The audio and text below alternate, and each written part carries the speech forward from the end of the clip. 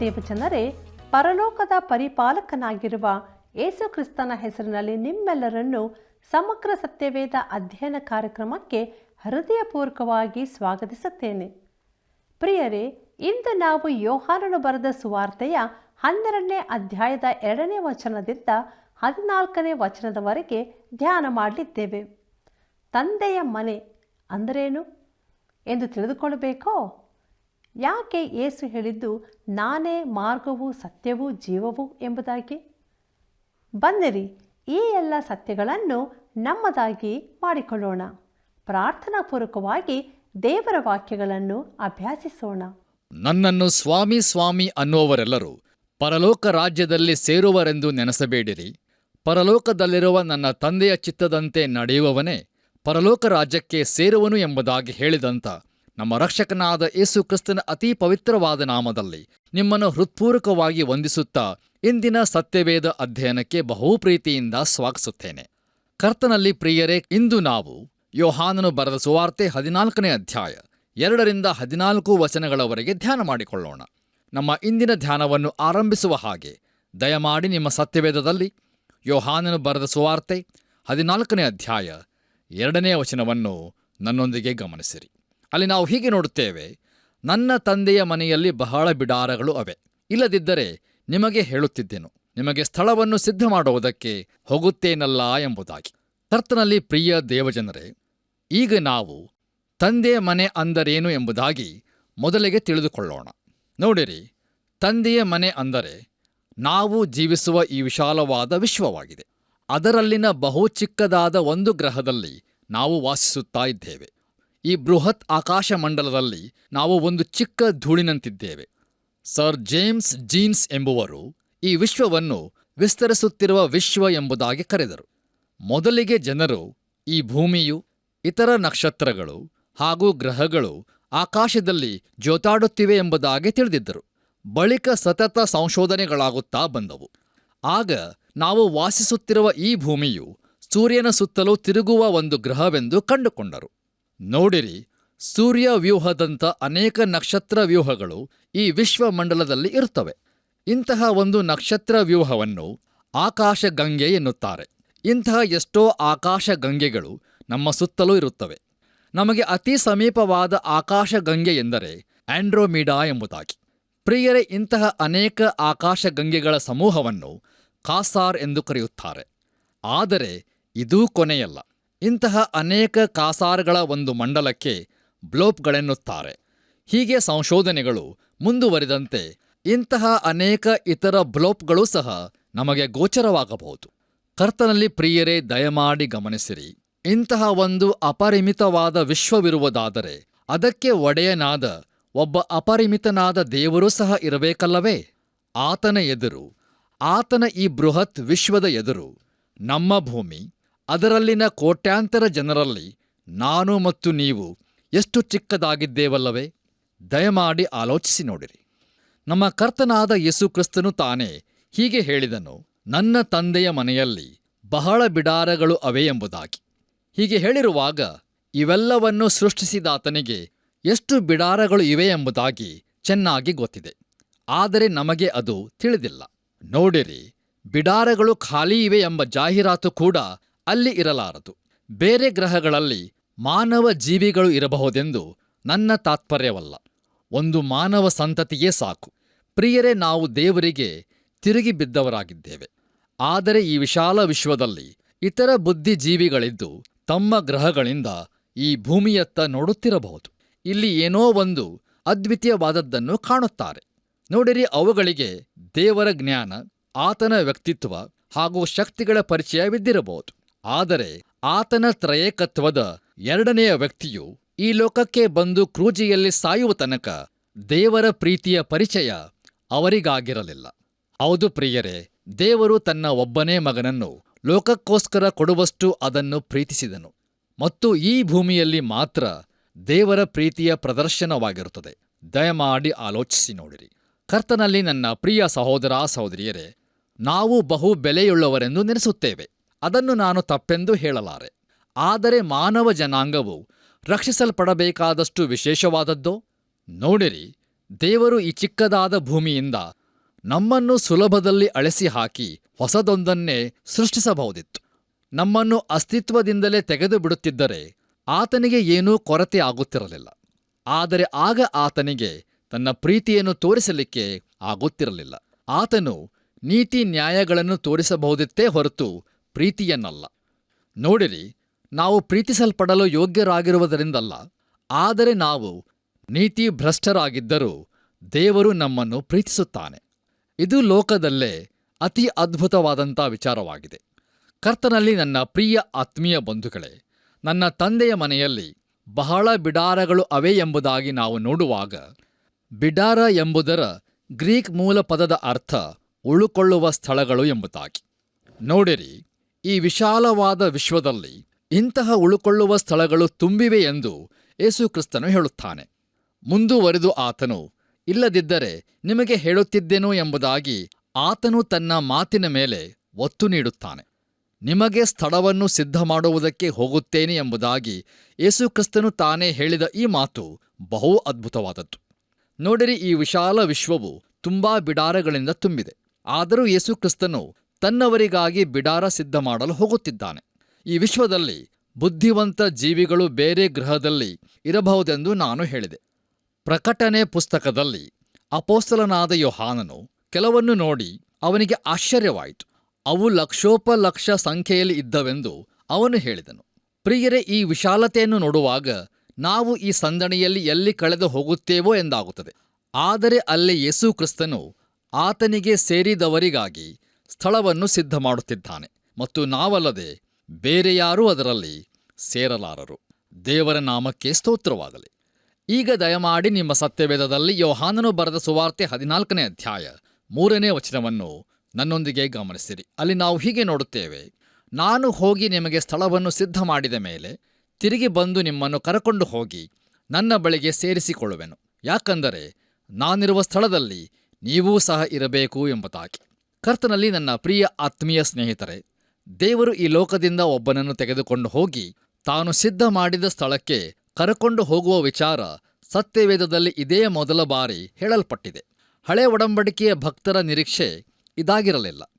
ದೇವರು ಅಬ್ರಹಾಮನಿಗೆ ಎಂದೂ ಇಂತಹದನ್ನು ವಾಗ್ದಾನ ಮಾಡಿರಲಿಲ್ಲ. ಆದರೆ ಅಬ್ರಹಾಮನಿಗೆ ಈ ಲೋಕದಲ್ಲೇ ಒಂದು ಶಾಶ್ವತ ನಿವಾಸ ಕೊಡಲ್ಪಡುತ್ತದೆಂದು ಹೇಳಿಯದೆ. ಪ್ರಿಯರೇ, ದಯಮಾಡಿ ಗಮನಿಸಿರಿ, ಹಳೆ ಒಡಂಬಡಿಕೆಯ ನಿರೀಕ್ಷೆ ಏನೆಂದರೆ ಈ ಲೋಕದಲ್ಲಿ ಅವರಿಗೆ ನೀತಿ ಸಮಾಧಾನಗಳು ನೆಲೆಸಿರುವ ಒಂದು ರಾಜ್ಯ ದೊರಕುತ್ತದೆಂದು. ಕೀರ್ತನೆಗಳು 2ನೇ ಅಧ್ಯಾಯ 6ನೇ ವಚನದಲ್ಲಿ ನಾವು ಹೀಗೆ ನೋಡುತ್ತೇವೆ, ನಾನು ನೇಮಿಸಿದ ಅರಸನನ್ನು ಚಿಯೋನೆಂಬ ನನ್ನ ಪರಿಶುದ್ಧ ಪರ್ವತದಲ್ಲಿಯೇ ಸ್ಥಾಪಿಸಿದ್ದಾಯಿತು ಎಂಬುದಾಗಿ. ಇದು ಈ ಲೋಕದ ಕುರಿತಾದ ದೇವರ ಉದ್ದೇಶ ಮತ್ತು ತನ್ನ ಸ್ವಂತ ಮಗನನ್ನು ಈ ಸಿಂಹಾಸನದ ಮೇಲೆ ಕುಳ್ಳಿರಿಸಲಿಕ್ಕಾಗಿ ಸ್ಥಿರಚಿತ್ತದಿಂದ ಯಾವ ಹಿಂಜರಿಕೆ ಇಲ್ಲದೆ ಕಾರ್ಯ ಸಾಧಿಸುತ್ತಾ ಇದ್ದಾನೆ. ಅದು ಪರಲೋಕ ರಾಜ್ಯವಾಗಿದೆ. ಅದು ದೇವರ ಈ ಲೋಕದ ಉದ್ದೇಶ ಮತ್ತು ಅದೇ ಹಳೆ ಒಡಂಬಡಿಕೆಯ ನಿರೀಕ್ಷೆ. ಕರ್ತನಲ್ಲಿ ಪ್ರೀತಿಯ ದೇವಜನರೇ, ಯೇಸುಕ್ರಿಸ್ತನು ತಾನು ಮಾಡಲಿರುವ ಸ್ಥಳಕ್ಕೆ ತನ್ನೊಂದಿಗಿರಲು ತನ್ನ ಅಪೊಸ್ತಲರಿಂದ ಆರಂಭಿಸಿ ಜನರನ್ನು ಕೊಂಡೊಯ್ಯಲಿದ್ದಾನೆಂಬುದನ್ನು ಕೇಳಿ ಶಿಷ್ಯರಿಗೆ ಗಾಬರಿಯಾಯಿತು. ಇಲ್ಲಿ ಅದು ಮೊದಲನೇ ಸಾರಿ ಹೇಳಲ್ಪಟ್ಟಿದೆ, ಆದರೆ ಕೊನೆ ಸಾರಿ ಅಲ್ಲ. ಅಪೊಸ್ತಲನಾದ ಪೌಲನು ಇದರ ಕುರಿತಾಗಿ ಥೆಸಲೋನಿಕದವರಿಗೆ ಬರೆದ ಮೊದಲನೇ ಪತ್ರಿಕೆ 4ನೇ ಅಧ್ಯಾಯದಲ್ಲಿ ಹೇಳಿದ್ದೇನೆಂದರೆ, ಕರ್ತನು ತಾನೇ ದೊಡ್ಡ ಶಬ್ದದೊಡನೆ ಪರಲೋಕದಿಂದ ಇಳಿದು ಬರುತ್ತಾನೆ. ಆತನ ಸ್ವರವು ತುತೂರಿಯ ಧ್ವನಿಯಂತೆಯೂ ಪ್ರಧಾನ ದೂತನ ಶಬ್ದದಂತೆಯೂ ಇರುತ್ತದೆ. ಆಗ ಕ್ರಿಸ್ತನಲ್ಲಿರುವ ಸತ್ತವರು ಮೊದಲು ಎದ್ದು ಬರುವರು. ಬಳಿಕ ಇನ್ನು ಜೀವದಿಂದಿರುವ ವಿಶ್ವಾಸಿಗಳು ಕರ್ತನನ್ನು ಮಧ್ಯಾಕಾಶದಲ್ಲಿ ಸಂಧಿಸಲಿಕ್ಕಾಗಿ ಎತ್ತಲ್ಪಡುವರು. ನಂತರ ಆತನು ಸಿದ್ಧ ಮಾಡಿದ ಸ್ಥಳದಲ್ಲಿ ನಾವು ಆತನೊಂದಿಗೆ ಸದಾಕಾಲವೂ ಇರುವೆವು. ದೇವರ ನಾಮಕ್ಕೆ ಸ್ತೋತ್ರವಾಗಲಿ. ಪ್ರಕಟಣೆ ಪುಸ್ತಕ 21ನೇ ಅಧ್ಯಾಯದಲ್ಲಿ ಅಪೊಸ್ತಲನಾದ ಯೋಹಾನನು ಆ ಹೊಸ ಯೆರೂಸಲೇಮೆಂಬ ಪಟ್ಟಣವು ಪರಲೋಕದಿಂದ ದೇವರ ಬಳಿಯಿಂದ ಇಳಿದು ಬರುವುದು ಎಂಬುದಾಗಿ ಹೇಳುತ್ತಾನೆ. ಹೌದು ಪ್ರಿಯರೇ, ಅದು ಹೊಸ ಪಟ್ಟಣವಾಗಿರುತ್ತದೆ ಮತ್ತು ಅಲ್ಲಿ ಅಪೊಸ್ತಲರಿಂದ ಹಿಡಿದು ಎಲ್ಲಾ ವಿಶ್ವಾಸಿಗಳು ನಿತ್ಯತ್ವಕ್ಕೂ ವಾಸ ಮಾಡುವರು. ದೇವರಿಗೆ ಮಹಿಮೆ ಉಂಟಾಗಲಿ. ನಮ್ಮ ಧ್ಯಾನವನ್ನು ಮುಂದುವರಿಸಿ ನಾವು ಯೋಹಾನನು ಬರೆದ ಸುವಾರ್ತೆ 14ನೇ ಅಧ್ಯಾಯ 4ನೇ ವಚನವನ್ನು ಓದುವಾಗ ಅಲ್ಲಿ ಹೀಗೆ ನೋಡುತ್ತೇವೆ, ಮತ್ತು ನಾನು ಹೋಗುವ ಸ್ಥಳದ ಮಾರ್ಗವು ನಿಮಗೆ ತಿಳಿದದೆ ಅಂದನು ಎಂಬುದಾಗಿ. ಕರ್ತನಲ್ಲಿ ನನ್ನ ಪ್ರಿಯ ಆತ್ಮೀಯ ಸ್ನೇಹಿತರೆ, ಮೇಲಂತಸ್ತಿನ ಕೋಣೆಯಲ್ಲಿ ಅವರೆಲ್ಲರ ಮೇಲೆ ಕ್ರೂಜೆಯ ನೆರಳು ಆವರಿಸಿದೆ, ಹಾಗೂ ಪಾಪವು ತನ್ನ ಪಾಲನ್ನು ಕೇಳಿಕೊಂಡು ಬಾಗಿಲಲ್ಲಿ ಹೊರಗೆ ಕಾಯುತ್ತಾ ಇತ್ತು. ನೋಡಿರಿ, ನಮ್ಮ ಕರ್ತನಾದ ಯೇಸು ಕ್ರಿಸ್ತನು ಅವರನ್ನು ಈ ಲೋಕದ ಪರಿಸ್ಥಿತಿಯಿಂದ ಪರಲೋಕದ ಕಡೆಗೆ ಮೇಲೆತ್ತಲು ಪ್ರಯತ್ನಿಸುತ್ತಾ ಇದ್ದಾನೆ. ಪ್ರಿಯರೇ, ಯೇಸು ಕ್ರಿಸ್ತನು ಅವರಿಗೆ 2 ಸಂಗತಿಗಳನ್ನು ಹೇಳುತ್ತಾನೆ. ಮೊದಲನೇದಾಗಿ ಮುಟ್ಟಬೇಕಾದ ಗುರಿ, ಅಂದರೆ ಎಲ್ಲಿ ಎಂಬುದನ್ನು, ಹಾಗೂ 2ನೇದಾಗಿ ಹೋಗಬೇಕಾದ ದಾರಿ, ಅಂದರೆ ಹೀಗೆ ಎಂಬುದು. ಮುಂದುವರೆದು ನಾವು 5ನೇ ವಚನವನ್ನು ಓದುವಾಗ ಅಲ್ಲಿ ಹೀಗೆ ಬರೆದದೆ, ತೋಮನು ಆತನಿಗೆ, ಸ್ವಾಮಿ, ನೀನು ಎಲ್ಲಿಗೆ ಹೋಗುತ್ತೀಯೋ ನಮಗೆ ತಿಳಿಯದು, ಮಾರ್ಗವು ಹೇಗೆ ತಿಳಿದೀತು ಎಂದು ಕೇಳಲು ಎಂಬುದಾಗಿ. ಕರ್ತನಲ್ಲಿ ನನ್ನ ಪ್ರಿಯ ಆತ್ಮೀಯ ಬಂಧುಗಳೇ, ಸಂದೇಹಿಸುವ ತೋಮನೆಂಬ ಅಪೋಸ್ತಲನೊಬ್ಬನಿದ್ದನು. ಅವನು ಯಾವಾಗಲೂ ಪ್ರಶ್ನೆಯನ್ನು ಕೇಳುತ್ತಿದ್ದನು ಅಥವಾ ಸಂದೇಹವನ್ನೆತ್ತುತ್ತಿದ್ದನು. ಈಗ ಅವನ ತಲೆಯಲ್ಲಿ ಒಂದು ಪ್ರಶ್ನೆ ಹುಟ್ಟಿಕೊಂಡಿದೆ. ಅದಕ್ಕೆ ಸೂಕ್ತವಾದ ಉತ್ತರವನ್ನು ಕೊಡಲು ಕರ್ತನಿಗೆ ತುಂಬಾ ಹೊತ್ತು ಬೇಕಾಯಿತು. ಪ್ರಿಯರೇ, ಅವನು ಅಲ್ಲಿದ್ದು ಈ ಪ್ರಶ್ನೆಯನ್ನು ಕೇಳಿದ್ದಕ್ಕಾಗಿ ನಾನು ಸಂತೋಷಪಡುತ್ತೇನೆ, ಯಾಕಂದರೆ ಅದು ಒಂದು ಉತ್ತಮವಾದ ಪ್ರಶ್ನೆಯಾಗಿತ್ತು.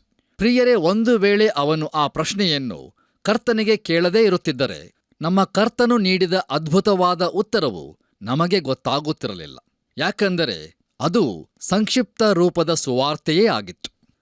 ನಮ್ಮ ಧ್ಯಾನದಲ್ಲಿ ಮುಂದುವರೆದು ನಾವು ಯೋಹಾನನು ಬರೆದ ಸುವಾರ್ತೆ 14ನೇ ಅಧ್ಯಾಯ 6ನೆಯ ವಚನವನ್ನು ಓದುವಾಗ ಅಲ್ಲಿ ಹೀಗೆ ಬರೆದದೆ, ಯೇಸು ಅವನಿಗೆ, ನಾನೇ ಮಾರ್ಗವೂ ಸತ್ಯವೂ ಜೀವವೂ ಆಗಿದ್ದೇನೆ, ನನ್ನ ಮೂಲಕವಾಗಿ ಹೊರತು ಯಾರೂ ತಂದೆಯ ಬಳಿಗೆ ಬರುವುದಿಲ್ಲ ಎಂಬುದಾಗಿ. ಕರ್ತನಲ್ಲಿ ಪ್ರಿಯರೇ, ದಯಮಾಡಿ ಗಮನಿಸಿರಿ, ಯೇಸು ಕ್ರಿಸ್ತನು ಕೇವಲ ದಾರಿಯನ್ನು ತೋರಿಸುವವನಲ್ಲ, ಆತನೇ ಮಾರ್ಗವಾಗಿದ್ದಾನೆ. ನೋಡಿರಿ, ಯಾವ ಸಭೆಯಾಗಲಿ ಇಲ್ಲವೇ ಯಾವ ಆಚಾರಗಳಾಗಲಿ ನಮ್ಮನ್ನು ದೇವರ ಬಳಿಗೆ ಕರೆತರಲಾರವು, ಆದರೆ ಯೇಸು ಕ್ರಿಸ್ತನು ಮಾತ್ರ ತರಬಲ್ಲನು, ಯಾಕಂದರೆ ಆತನೇ ಮಾರ್ಗವಾಗಿದ್ದಾನೆ. ಆದ್ದರಿಂದ ನಾವು ಆತನನ್ನು ಹೊಂದಿರಬೇಕು ಮತ್ತು ಆತನನ್ನು ನಂಬಬೇಕು, ಇಲ್ಲವೇ ನಂಬಿರಬೇಕು. ಅಷ್ಟೇ ಅಲ್ಲದೆ ತಾನೇ ಸತ್ಯವಾಗಿದ್ದೇನೆಂದೂ ಕೂಡ ಯೇಸು ಕ್ರಿಸ್ತನು ಹೇಳಿದ್ದಾನೆ. ಹೌದು ಪ್ರಿಯರೇ, ಆತನು ಸತ್ಯಕ್ಕೆ ಮಾದರಿಯಾಗಿದ್ದಾನೆ ಮತ್ತು ಆತನು ಜೀವವೂ ಸಹ ಆಗಿದ್ದಾನೆ. ನೋಡಿರಿ, ತಾನು ಜೀವದಿಂದ ಎದ್ದೆನೆಂದು ಮಾತ್ರ ಆತನು ಹೇಳುವುದಿಲ್ಲ, ಆತನು ಈ ಭೂಮಿಯಲ್ಲಿ ಇರುವ ಸಮಸ್ತಕ್ಕೂ ಜೀವದ ಮೂಲವಾಗಿದ್ದಾನೆ. ನನ್ನ ಮೂಲಕವಾಗಿ ಹೊರತು ಯಾರೂ ತಂದೆಯ ಬಳಿ ಬರುವುದಿಲ್ಲ ಎಂಬುದಾಗಿ. ಹೀಗೆ ಹೇಳುವುದರ ಮೂಲಕ ಎಲ್ಲಾ ಬೋಧನೆ ಹಾಗೂ ಎಲ್ಲಾ ತತ್ವಗಳಿಗೆ ಅಂತ್ಯ ಹಾಡುತ್ತಾನೆ. ಹೌದು, ದೇವರ ಬಳಿಗೆ ಬರುವ ಒಂದೇ ಮಾರ್ಗ ಆತನ ಮೂಲಕವಾಗಿ ಮಾತ್ರವೇ. ಕರ್ತನಲ್ಲಿ ಪ್ರೀತಿಯ ದೇವಜನರೇ, ಮೇಲುಪ್ಪರಿಗೆಯಲ್ಲಿ ಈ ಪ್ರಶ್ನೆಯನ್ನು ಕೇಳಿದ್ದಕ್ಕಾಗಿ ಬಂದ ಉತ್ತರವು ಯೋಹಾನನು ಬರೆದ ಸುವಾರ್ತೆ 14ನೇ ಅಧ್ಯಾಯ 6ನೇ ವಚನವಾಗಿದೆ. ನಮ್ಮ ಧ್ಯಾನದಲ್ಲಿ ಮುಂದುವರೆದು ನಾವು ಯೋಹಾನನು ಬರೆದ ಸುವಾರ್ತೆ 14ನೇ ಅಧ್ಯಾಯ 7ನೇ ಹಾಗೂ 8ನೇ ವಚನಗಳನ್ನು ಓದುವಾಗ ಅಲ್ಲಿ ನಾವು ಹೀಗೆ ನೋಡುತ್ತೇವೆ, ನೀವು ನನ್ನನ್ನು ಅರಿತಿದ್ದರೆ ನನ್ನ ತಂದೆಯನ್ನು ಅರಿಯುತ್ತಿದ್ದೀರಿ, ಈಗಿನಿಂದ ಆತನನ್ನು ಅರಿತುಕೊಂಡಿದ್ದೀರಿ, ಆತನನ್ನು ನೋಡಿದ್ದೀರಲ್ಲ ಎಂದು ಹೇಳಿದನು. ಫಿಲಿಪ್ಪನು, ಸ್ವಾಮಿ, ನಮಗೆ ತಂದೆಯನ್ನು ತೋರಿಸು, ನಮಗೆ ಅಷ್ಟೇ ಸಾಕು ಅಂದನು ಎಂಬುದಾಗಿ. ಕರ್ತನಲ್ಲಿ ಪ್ರಿಯ ಸಹೋದರ ಸಹೋದರಿಯರೇ, ಫಿಲಿಪ್ಪನು ಶಾಂತವಾಗಿರುವವನು. ಅವನು ಪೇತ್ರನಿಗೆ ಸರಿ ವಿರುದ್ಧನಾದವನು. ಅವನು ಮಾತನಾಡಿದ್ದೇ ಕಡಿಮೆ. ಅವನಿಗೆ ಗ್ರೀಕ್ ಹೆಸರಿತ್ತು ಮತ್ತು ಅನೇಕರು ಹೇಳುವಂತೆ ಅವನು ಗ್ರೀಕನಾಗಿದ್ದನು. ಆದರೆ ಅವನು ಯಹೂದ್ಯನಾಗಿದ್ದು ಗ್ರೀಕ್ ಹೆಸರನ್ನು ಹೊಂದಿದ್ದಿರಬಹುದು. ನೋಡಿರಿ, ಅವನು ಒಬ್ಬ ವಿಚಿತ್ರ ವ್ಯಕ್ತಿ. ನಾವು ಅವನನ್ನು ಸಂಧಿಸಿದಾಗಲೆಲ್ಲ ಅವನು ಯಾರನ್ನಾದರೂ ಯೇಸು ಕ್ರಿಸ್ತನ ಬಳಿಗೆ ಕರೆತರುತ್ತಿದ್ದನು. ಅವನು ನತಾನಯೇಲನನ್ನು ಕರೆತಂದನು. ನೋಡಿರಿ, ಫಿಲಿಪ್ಪನು ಶಾಂತ ಸ್ವಭಾವಿ, ಆದರೆ ನತಾನಯೇಲನು ಹಾಸ್ಯ ಪ್ರವೃತ್ತಿಯವನು. ಆದರೆ ಶಾಂತನಾದ ಫಿಲಿಪ್ಪನು ಜನರನ್ನು ಯೇಸು ಕ್ರಿಸ್ತನ ಬಳಿಗೆ ಕರೆತರುತ್ತಿದ್ದನು. ಗ್ರೀಕರು ಯೇಸು ಕ್ರಿಸ್ತನನ್ನು ನೋಡಲು ಬಂದಾಗ ಅವನ ಬಳಿಗೆ ಬಂದದ್ದನ್ನು ನೆನಪಿಸಿಕೊಳ್ಳಿರಿ. ಇಲ್ಲಿ ಒಬ್ಬನು ಮನುಷ್ಯರಿಗಿರತಕ್ಕ ಅತಿ ಉನ್ನತವಾದ ಆಶೆಯನ್ನು ವ್ಯಕ್ತಪಡಿಸುತ್ತಾ ಇದ್ದಾನೆ. ಅದೇನೆಂದರೆ, ಸ್ವಾಮಿ, ನಮಗೆ ತಂದೆಯನ್ನು ತೋರಿಸು, ನಮಗೆ ಅಷ್ಟೇ ಸಾಕು ಎಂಬುದಾಗಿ. ಈ ಸಂದೇಶವನ್ನು ಆಲಿಸುತ್ತಿರುವಂಥ ನನ್ನ ಪ್ರಿಯ ಸಹೋದರ ಸಹೋದರಿಯರೇ, ಈ ಸಮಯದಲ್ಲಿ ನಾನು ನಿಮಗೆ ಒಂದು ವೈಯಕ್ತಿಕವಾದ ಪ್ರಶ್ನೆಯನ್ನು ಕೇಳಬೇಕೆಂದಿದ್ದೇನೆ. ಜೀವಿತದಲ್ಲಿನ ನಿಮ್ಮ ಆಶೆ ಏನು? ನಿಮ್ಮ ಅಂತಿಮ ಗುರಿಯೇನು? ಐಶ್ವರ್ಯವಂತರಾಗುವುದೋ ಅಥವಾ ಪ್ರಸಿದ್ಧಿ ಪಡೆಯುವುದೋ, ಇಲ್ಲವೇ ಮಕ್ಕಳ ವಿದ್ಯಾಭ್ಯಾಸವೋ ಮತ್ತು ಅವರನ್ನು ಕರ್ತನ ಶಿಸ್ತಿನಲ್ಲಿ ಬೆಳೆಸಬೇಕೆಂಬುವುದೋ? ಇದೆಲ್ಲವೂ ಪ್ರಿಯರೇ ಒಳ್ಳೆಯದೇ. ಆದರೆ ಇದಕ್ಕಿಂತ ಉನ್ನತವಾದದ್ದು ಫಿಲಿಪ್ಪನು ಹೇಳಿದ ಹಾಗೆ, ಸ್ವಾಮಿ, ನಮಗೆ ತಂದೆಯನ್ನು ತೋರಿಸು ಎಂಬುದೇ.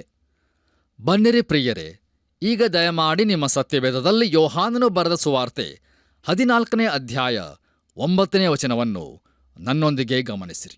ಅಲ್ಲಿ ನಾವು ಹೀಗೆ ನೋಡುತ್ತೇವೆ, ಯೇಸು ಅವನಿಗೆ, ಫಿಲಿಪ್ಪನೇ, ನಾನು ಇಷ್ಟು ದಿವಸ ನಿಮ್ಮ ಸಂಗಡ ಇದ್ದರೂ ನೀನು ಇನ್ನೂ ನನ್ನನ್ನು ಅರಿತುಕೊಳ್ಳಲಿಲ್ಲವೇ? ನನ್ನನ್ನು ನೋಡಿದವನು ತಂದೆಯನ್ನು ನೋಡಿದ್ದಾನೆ. ನಮಗೆ ತಂದೆಯನ್ನು ತೋರಿಸೆಂದು ನೀನು ಹೇಳುವುದು ಹೇಗೆ ಎಂಬುದಾಗಿ. ಕರ್ತನಲ್ಲಿ ಪ್ರೀತಿಯ ಆತ್ಮೀಯ ಬಂಧುಗಳೇ, ಮೋಶೆಯು ದೇವರ ಮಹಿಮೆಯನ್ನು ಕಂಡನೆಂದು ಮತ್ತು ಯೆಶಾಯನಿಗೆ ದೇವರ ಮಹಿಮೆಯ ದರ್ಶನವಾಯಿತೆಂಬುದನ್ನು ಫಿಲಿಪ್ಪನು ಹಳೆಯ ಒಡಂಬಡಿಕೆಯಿಂದ ತಿಳಿದಿದ್ದನು. ನೋಡಿರಿ, ಫಿಲಿಪ್ಪನು ಮೋಶೆ ಹಾಗೂ ಯೆಶಾಯರಂತೆ ದೇವರ ಮಹಿಮೆಯನ್ನು ಕಂಡಿರದಿದ್ದರೂ ಅವನು ಯೇಸು ಕ್ರಿಸ್ತನನ್ನು ನೋಡಿದ್ದಾನೆ, ಆತನ ಮಾತುಗಳನ್ನು ಕೇಳಿದ್ದಾನೆ. ಅಷ್ಟೇ ಅಲ್ಲದೆ ಆತನ ಕಾರ್ಯಗಳನ್ನು ಸಹ ಕಂಡಿದ್ದಾನೆ. ಹೀಗೆ ಫಿಲಿಪ್ಪನು ನೋಡಬೇಕೆಂದಿದ್ದನ್ನೆಲ್ಲ ಯೇಸು ಕ್ರಿಸ್ತನಲ್ಲಿ ಕಂಡಿದ್ದಾನೆ. ಹೌದು ಪ್ರಿಯರೇ, ಯೇಸು ಕ್ರಿಸ್ತನಲ್ಲಿ ಹಳೆಯ ಒಡಂಬಡಿಕೆಗಿಂತ ಹೆಚ್ಚಿನ ದೇವರ ಪ್ರಕಟಣೆಯಾಗಿರುತ್ತದೆ. ಫಿಲಿಪ್ಪನು ಆತನೊಂದಿಗೆ 3 ವರ್ಷವಿದ್ದು ದೇವರ ಅತ್ಯುನ್ನತ ಪ್ರಕಟಣೆಯನ್ನು ಕಂಡಿದ್ದಾನೆ. ಇಬ್ರಿಯರಿಗೆ ಬರೆದ ಪತ್ರಿಕೆ 1ನೇ ಅಧ್ಯಾಯ 3ನೇ ವಚನದಲ್ಲಿ ನಾವು ಹೀಗೆ ನೋಡುತ್ತೇವೆ, ಈತನು ದೇವರ ಪ್ರಭಾವದ ಪ್ರಕಾಶವೂ ಆತನ ತತ್ವದ ಮೂರ್ತಿಯೂ ಆಗಿದ್ದು ಎಂಬುದಾಗಿ. ಕರ್ತನಲ್ಲಿ ಪ್ರಿಯರೇ, ನನ್ನನ್ನು ನೋಡಿದವನು ತಂದೆಯನ್ನು ನೋಡಿದ್ದಾನೆಂಬುದು ಒಂದೇ ರೀತಿಯ ವ್ಯಕ್ತಿಗಳನ್ನು ನೋಡಿದೆ ಎಂದಲ್ಲ. ಆದರೆ ಪ್ರಿಯರೇ, ಒಂದೇ ಶಕ್ತಿ ಹಾಗೂ ಪ್ರೀತಿ ಈ ಎಲ್ಲವೂ ಇರುವವನನ್ನು ಕಂಡಿದೆ ಎಂದರ್ಥ. ಹೌದು ಪ್ರಿಯರೇ, ದೇವರಲ್ಲಿ ನೋಡತಕ್ಕದ್ದನ್ನೆಲ್ಲ ನಾವು ಯೇಸು ಕ್ರಿಸ್ತನಲ್ಲಿ ಕಾಣಬಹುದು. ಯಾಕಂದರೆ ದೇವರು ಆತ್ಮಸ್ವರೂಪನು. ಆತನನ್ನು ಆರಾಧಿಸುವವರು ಆತ್ಮೀಯ ರೀತಿಯಲ್ಲಿ ಸತ್ಯಕ್ಕೆ ತಕ್ಕ ಹಾಗೆ ಆರಾಧಿಸಬೇಕು ಎಂಬುದಾಗಿ ಯೋಹಾನನು ಬರೆದ ಸುವಾರ್ತೆ 4ನೇ ಅಧ್ಯಾಯ 24ನೇ ವಚನದಲ್ಲಿ ನಾವು ನೋಡುತ್ತೇವೆ. ಹೌದು ಪ್ರಿಯರೇ, ಯಾರೂ ಎಂದೂ ದೇವರನ್ನು ಕಂಡಿಲ್ಲ. ತಂದೆಯ ಎದೆಯಲ್ಲಿದ್ದ ಒಬ್ಬನೇ ಮಗನು ಆತನನ್ನು ಪ್ರಕಟಿಸಿದ್ದಾನೆ. ಆತನೇ ನಮ್ಮ ಕರ್ತನಾದ ಯೇಸು ಕ್ರಿಸ್ತನು. ಯೋಹಾನನು ಬರೆದ ಸುವಾರ್ತೆ 1ನೇ ಅಧ್ಯಾಯ 18ನೇ ವಚನ. ಕರ್ತನಲ್ಲಿ ಪ್ರಿಯರೇ, ನಾವು ಆತನೊಂದಿಗೆ ನಿತ್ಯತ್ವವನ್ನು ಕಳೆಯಲಿಕ್ಕಿದ್ದೇವೆ. ಆದ್ದರಿಂದ ಆತನನ್ನು ಪ್ರೀತಿಸುವ ನಮಗೆ ನಮ್ಮ ಜೀವಿತಗಳ ಗುರಿ ಆತನನ್ನು ತಿಳಿದುಕೊಳ್ಳುವುದೇ ಆಗಿದೆ. ದಯಮಾಡಿ ಆಲೋಚಿಸಿ ನೋಡಿರಿ. ಮುಂದುವರಿದು ನಾವು 10ನೇ ವಚನವನ್ನು ಓದುವಾಗ ಅಲ್ಲಿ ಹೀಗೆ ನೋಡುತ್ತೇವೆ, ನಾನು ತಂದೆಯಲ್ಲಿದ್ದೇನೆ, ತಂದೆಯು ನನ್ನಲ್ಲಿದ್ದಾನೆ ಎಂದು ನೀನು ನಂಬುವುದಿಲ್ಲವೋ? ನಾನು ನಿಮಗೆ ಹೇಳುವ ಮಾತುಗಳನ್ನು ನನ್ನಷ್ಟಕ್ಕೆ ನಾನೇ ಆಡುವುದಿಲ್ಲ.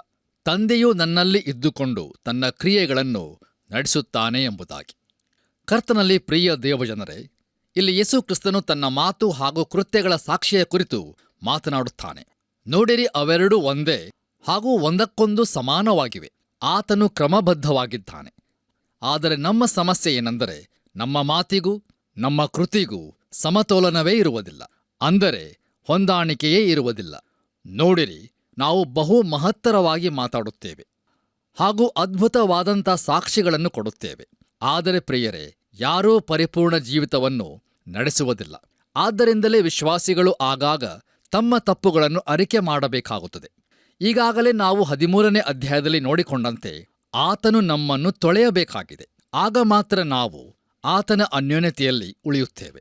ಹೌದು ಪ್ರಿಯರೇ, ಅನೇಕ ವಿಶ್ವಾಸಿಗಳು ತಾವು ಸರಿಯಾಗಿದ್ದೇವೆಂದು ನೆನೆಸುತ್ತಾರೆ. ಆದರೆ ನಾವು ಅವರ ಮಾತುಗಳನ್ನು ಹಾಗೂ ಅವರ ಜೀವಿತಗಳನ್ನು ಗಮನಿಸುವಾಗ ಅವು ಒಂದಕ್ಕೊಂದು ಹೊಂದಾಣಿಕೆಯಾಗುವುದಿಲ್ಲ ಮತ್ತು ಸಮತೋಲನವಾಗುವುದಿಲ್ಲ. ದಯಮಾಡಿ ಆಲೋಚಿಸಿ ನೋಡಿರಿ. ಮುಂದುವರಿದು ನಾವು, ನಾನಾಡುವ ಮಾತುಗಳನ್ನು ನನ್ನಷ್ಟಕ್ಕೆ ನಾನೇ ಆಡುವುದಿಲ್ಲ, ತಂದೆಯು ನನ್ನಲ್ಲಿ ಇದ್ದುಕೊಂಡು ತನ್ನ ಕ್ರಿಯೆಗಳನ್ನು ನಡೆಸುತ್ತಾನೆ ಎಂಬುದಾಗಿ ಯೇಸು ಕ್ರಿಸ್ತನು ತಾನೇ ಹೇಳುವಾಗ ಅದು ತಂದೆಯ ಚಿತ್ತವೇ ಆಗಿದ್ದಿತು. ನೋಡಿರಿ, ಆತನ ಕಾರ್ಯಗಳೆಲ್ಲವೂ ಆತನು ತನ್ನ ತಂದೆಯ ಮಾತುಗಳನ್ನು ಕೇಳುತ್ತಿದ್ದಾನೆಂತಲೂ ಮತ್ತು ನಾವು ಯೇಸುಕ್ರಿಸ್ತನ ಕ್ರಿಯೆಗಳನ್ನು ಕಾಣುವಾಗ ತಂದೆಯು ಆತನ ಮೂಲಕವಾಗಿ ತನ್ನ ಕಾರ್ಯವನ್ನು ನಡೆಸುತ್ತಿದ್ದಾನೆಂತಲೂ ತಿಳಿಯಬೇಕು. ಕರ್ತನಲ್ಲಿ ಪ್ರಿಯರೇ, ದಯಮಾಡಿ ಗಮನಿಸಿರಿ. ಯೇಸುಕ್ರಿಸ್ತನ ಸಂವಾದದ ನಡುವೆ ಅಡ್ಡಿಗಳು ಉಂಟಾದವು. ಮೊದಲು ಪೇತ್ರನು, ಬಳಿಕ ತೋಮನು, ಈಗ ಫಿಲಿಪ್ಪನು. ಆದರೆ ಯೇಸು ಕ್ರಿಸ್ತನು ತನ್ನ ಮಾತುಗಳನ್ನು ಮುಂದುವರಿಸುತ್ತಾನೆ. ಈಗ ದಯಮಾಡಿ ನಿಮ್ಮ ಸತ್ಯವೇದದಲ್ಲಿ ಯೋಹಾನನು ಬರೆದ ಸುವಾರ್ತೆ 14ನೇ ಅಧ್ಯಾಯ 11ನೇ ವಚನವನ್ನು ನನ್ನೊಂದಿಗೆ ಗಮನಿಸಿರಿ. ಅಲ್ಲಿ ಹೀಗೆ ಬರೆದದೆ, ನಾನು ತಂದೆಯಲ್ಲಿ ಇದ್ದೇನೆ, ತಂದೆಯು ನನ್ನಲ್ಲಿ ಇದ್ದಾನೆಂಬುವ ನನ್ನ ಮಾತನ್ನು ನಂಬಿರಿ. ಇಲ್ಲದಿದ್ದರೆ ಆ ಕ್ರಿಯೆಗಳನ್ನೇ ನೋಡಿ ನನ್ನ ಮಾತನ್ನು ನಂಬಿರಿ ಎಂಬುದಾಗಿ. ಕರ್ತನಲ್ಲಿ ಪ್ರೀತಿಯ ಆತ್ಮೀಯ ಬಂಧುಗಳೇ, ಕರ್ತನಾದ ಯೇಸು ಕ್ರಿಸ್ತನು ಹೇಳುತ್ತಾನೆ, ಆತನ ಮಾತುಗಳಿಂದ ಆತನನ್ನು ನಂಬದಿದ್ದರೆ ಆತನ ಕಾರ್ಯಗಳನ್ನು ನೋಡಿಯಾದರೂ ನಂಬಬೇಕು ಎಂಬುದಾಗಿ. ಯೋಹಾನನು ಬರೆದ ಸುವಾರ್ತೆ 14ನೇ ಅಧ್ಯಾಯ 12ನೇ ವಚನದಲ್ಲಿ ನಾವು ಹೀಗೆ ನೋಡುತ್ತೇವೆ, ನಾನು ನಿಮಗೆ ನಿಜ ನಿಜವಾಗಿ ಹೇಳುತ್ತೇನೆ, ನನ್ನನ್ನು ನಂಬುವವನು ನಾನು ನಡೆಸುವ ಕ್ರಿಯೆಗಳನ್ನು ತಾನೂ ನಡೆಸುವನು ಮತ್ತು ಅವುಗಳಿಗಿಂತ ಮಹತ್ತಾದ ಕ್ರಿಯೆಗಳನ್ನು ನಡೆಸುವನು, ಯಾಕಂದರೆ ನಾನು ತಂದೆಯ ಬಳಿಗೆ ಹೋಗುತ್ತೇನೆ ಎಂಬುದಾಗಿ. ಕರ್ತನಲ್ಲಿ ನನ್ನ ಪ್ರಿಯ ಸಹೋದರ ಸಹೋದರಿಯರೇ, ಯೇಸು ಕ್ರಿಸ್ತನು ಈ ಲೋಕದಲ್ಲಿದ್ದಾಗ ಆತನು ಅನೇಕ ಅದ್ಭುತ ಕಾರ್ಯಗಳನ್ನು ನಡೆಸಿದನು ಮತ್ತು ಈ ಅಪೋಸ್ತಲರೂ ಸಹ ಅದನ್ನೇ ಮಾಡಿದರು. ಆದರೆ ಯೇಸು ಕ್ರಿಸ್ತನು ಹೇಳುತ್ತಾನೆ, ತನ್ನನ್ನು ನಂಬುವವನು ಹೆಚ್ಚಿನದನ್ನು ಮಾಡುತ್ತಾನೆ ಎಂಬುದಾಗಿ. ಹಾಗಾದರೆ ಪ್ರಿಯರೇ, ಆ ಹೆಚ್ಚಿನದು ಯಾವುದು? ಕರ್ತನಲ್ಲಿ ನನ್ನ ಪ್ರಿಯ ಆತ್ಮೀಯ ಸ್ನೇಹಿತರೆ, ದಯಮಾಡಿ ಗಮನಿಸಿರಿ. ಕರ್ತನನ್ನು ಅಲ್ಲಗಳೆದ ಸೀಮೋನ್ ಪೇತ್ರನು 50ಮ ದಿನದಂದು ಪ್ರಸಂಗ ಮಾಡಿದಾಗ 3,000 ಜನರು ಯೇಸು ಕ್ರಿಸ್ತನನ್ನು ಅಂಗೀಕರಿಸಿಕೊಂಡು ವಿಶ್ವಾಸಿಗಳಾದರು. ಪ್ರಿಯರೇ, ಯೇಸು ಕ್ರಿಸ್ತನಿಗಾಗಿ ಆತ್ಮಗಳನ್ನು ಗೆದ್ದುಕೊಂಡವರ ಕುರಿತಾಗಿ ಸ್ವಲ್ಪ ಆಲೋಚಿಸಿ ನೋಡಿರಿ. ಕರ್ತನಲ್ಲಿ ಪ್ರಿಯ ದೇವಜನರೇ, ಕ್ರೂಜಿತನಾಗಿ ಎದ್ದು ಬಂದ ಹಾಗೂ ಮಹಿಮೆ ಹೊಂದಿ ಅತೀ ಬೇಗನೆ ಈ ಲೋಕಕ್ಕೆ ತಿರುಗಿ ಬರಲಿರುವ ಯೇಸು ಕ್ರಿಸ್ತನನ್ನು ಪ್ರಚುರಪಡಿಸಿ ಅನೇಕರನ್ನು ಪುನರ್ಜನ್ಮದ ಅನುಭವಕ್ಕೆ ನಡೆಸುವಂಥದ್ದು ರೋಗವನ್ನು ಗುಣಪಡಿಸುವುದಕ್ಕಿಂತಲೂ ಹೆಚ್ಚಿನ ಅದ್ಭುತ ಕಾರ್ಯವಾಗಿದೆ. ನೋಡಿರಿ, ಯೇಸು ಕ್ರಿಸ್ತನ ಸಂದೇಶವನ್ನು ಸಾರುವ ಕೆಲಸವೇ ಹೆಚ್ಚಿನದು. ಅನೇಕರನ್ನು ದೇವರೊಂದಿಗಿನ ಸರಿಯಾದ ಸಂಬಂಧಕ್ಕೆ ತರುವುದೇ ಅತ್ಯುನ್ನತವಾದಂಥ ಕಾರ್ಯವಾಗಿದೆ. ದಯಮಾಡಿ ಆಲೋಚಿಸಿ ನೋಡಿರಿ. ಹಾಗಾದರೆ ಪ್ರಿಯರೇ, ಈ ಹೆಚ್ಚಿನ ಕಾರ್ಯಗಳು ಹೇಗೆ ಆಗುತ್ತವೆ? ಪ್ರಿಯರೇ, ದಯಮಾಡಿ ಗಮನಿಸಿರಿ. ಯಾವಾಗಲೂ ಕಾರ್ಯವನ್ನು ಸಾಧಿಸುವಾತನು ಯೇಸು ಕ್ರಿಸ್ತನೇ ಮತ್ತು ಆತನು ಬಲಹೀನ ಮಾನವರ ಮೂಲಕ ತನ್ನ ಕಾರ್ಯವನ್ನು ಸಾಧಿಸುತ್ತಾನೆ. ನೋಡಿರಿ, ನಮ್ಮ ಕರ್ತನಾದ ಯೇಸು ಕ್ರಿಸ್ತನು ಈ ಲೋಕದಲ್ಲಿ ಇರುವಾಗ ಅನೇಕ ಜನರೊಂದಿಗೆ ಮಾತನಾಡಿದನು. ಅದು ಶ್ರೇಷ್ಠವಾದಂಥ ಕೆಲಸ.